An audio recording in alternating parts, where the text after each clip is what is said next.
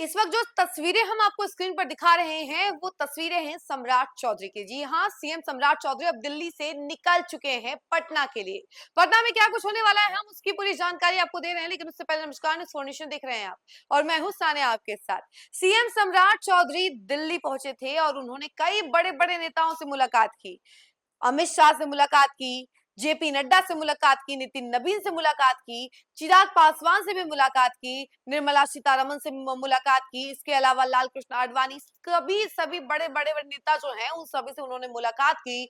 और इसके अलावा खास मीटिंग उनकी अमित शाह से हुई थी, जिस मीटिंग में उन्होंने कैबिनेट विस्तार को लेकर चर्चाएं की थी। और कहा यह जा रहा है कि इस मीटिंग में अब सब कुछ फाइनल हो चुका है और मुहर लग चुकी है कि आखिर बिहार सरकार में मंत्री कौन कौन होगा।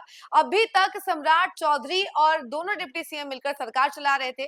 15 अप्रैल से ही अभी तक सब मिलकर ही सरकार चला रहे हैं तीनों। और जितने भी विभाग हैं इन तीनों ने एक दूसरे में बांटे हुए हैं और ऐसे सरकार चल रही थी। और कहा यह गया था कि जैसे ही चुनाव खत्म होगा, बंगाल चुनाव और बाकी 5 राज्यों में जो चुनाव चल रहा है वो खत्म होगा, उसका मतगणना खत्म होगा, उसके बाद कैबिनेट विस्तार की जाएगी। लेकिन फिलहाल सब कुछ एक तरीके से पोस्टपोन कर दिया गया था और अब वो दिन आ गया है सामने। बात यह है कि दिल्ली से अब वापस सम्राट चौधरी पटना आ रहे हैं और इस बीच अब वो मीटिंग भी करेंगे। और दिल्ली जाने से पहले भी उन्होंने नीतीश कुमार से मुलाकात की थी। कहा यह जा रहा था कि उन्होंने नीतीश कुमार से भी राय जाना कि जदयू में किस किस को मंत्री बनाना चाहिए, किस किस का चेहरा सामने लाना चाहिए और पुराने चेहरे ही रिपीट करना है या फिर नए चेहरों को मौका देना है। ये सभी बातों को लेकर चर्चाएं हुई थी नीतीश कुमार के बीच और सम्राट चौधरी के बीच। लेकिन अभी बात जो सामने आ रही है वो ये है कि सम्राट चौधरी दिल्ली से पटना आएंगे, उसके बाद वो मीटिंग करेंगे और 6 मई जो कि काफी ज्यादा इंपॉर्टेंट दिन बताया जा रहा है, पहले भी कहा गया था कि 6 मई तक पूरा कैबिनेट विस्तार कर दिया जाएगा। और 6 मई दूसरे महीने में इसलिए इंपॉर्टेंट है क्योंकि तीसरी कैबिनेट बैठक जो है वो भी 6 मई को ही बुलाई गई है। जब दूसरी कैबिनेट की बैठक हुई थी उसी समय अनाउंस कर दिया गया था कि 6 मई को तीसरी कैबिनेट बैठक बुलाई जाएगी, उसमें एजेंडों पर मुहर लगाई जाएगी, कई सारे एजेंडों पर मुहर लगेगी और बिहार वासियों के लिए कई सारी सौगातें दी जाएंगी। रोजगार को मुद्दा बनाया जाएगा, शिक्षा को मुद्दा बनाया जाएगा और कई सारे अहम मुद्दों को लेकर चर्चाएं होंगी और उसके बाद बिहार वासियों को सौगात दी जाएगी।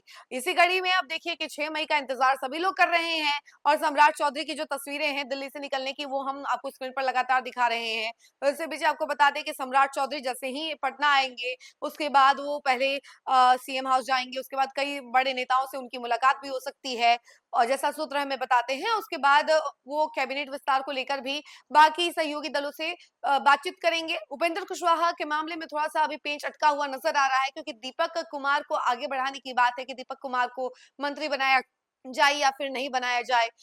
दीपक प्रकाश को एमएलसी चुनाव लड़वाया जाएगा, लेकिन अभी तक कुछ भी पुष्टि नहीं की गई है और एक तरीके से बीजेपी की तरफ से ये पॉइंट रखा गया है भूपेंद्र कुशवाहा के सामने कि या तो वो अपने बेटे को मंत्री बना ले या फिर पार्टी का विलय कर ले, दोनों चीजें एक साथ नहीं मिल सकता है, कुछ पाने के लिए कुछ खोना पड़ेगा, ऐसा उनके सामने पॉइंट है। और ये हमें सूत्र बता रहे हैं, इस बात की पुष्टि हम भी नहीं करते हैं, लेकिन जैसी जानकारी सामने आई है हमने आपसे साझा की है। अब देखिए कि आगे इसको लेकर क्या होता है, क्योंकि अभी तक सस्पेंस बरकरार है। 6 मई को ये सस्पेंस हट जाएगा और पता चल जाएगा कि दीपक प्रकाश मंत्री बनेंगे या फिर नहीं और कौन कौन मंत्री बनेगा। उसकी संभावित लिस्ट की जो जानकारी थी वो भी हमने आपसे साझा की थी कि कौन कौन हो सकता है।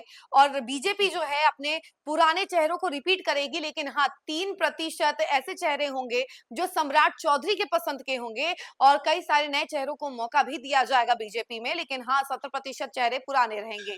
इसके अलावा बीजेपी के अलावा जदयू की बात की जाए तो जदयू में भी पुराने चेहरों को रिपीट किया जा सकता है, बाकी सहयोगी दल भी अपने अपने मंत्रियों को रिपीट करेंगे ऐसा कहा जा रहा है। तो अब देखिए कि 6 मई को क्या कुछ होता है उसके बारे में हम आपको जरूर अपडेट करेंगे, लेकिन फिलहाल इस खबर में इतना ही। ऐसी तमाम अपडेट के लिए जुड़े रहे हमसे और देखते रहे न्यूज़ फॉर नेशन। धन्यवाद।